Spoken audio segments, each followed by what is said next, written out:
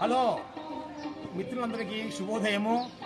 ఈరోజు మన యొక్క ఆత్మీయులు మన మిత్రులు అందరూ కలిసి ఈరోజు మన కలియుగ దైవమైనటువంటి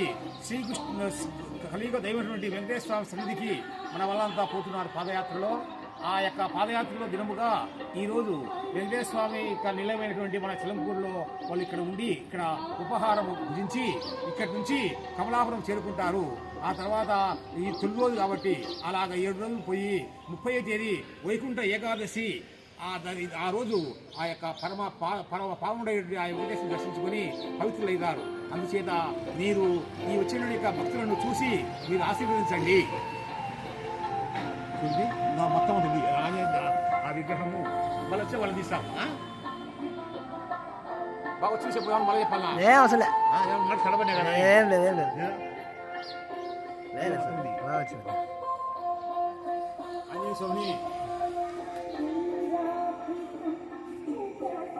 మళ్ళీ వచ్చినాక వాళ్ళు తీస్తాము.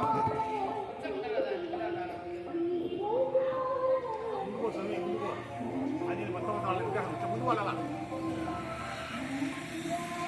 ముందుకంటే కష్టం సార్ ముందుకు పోవాలంటే కిందికి దిగాలి.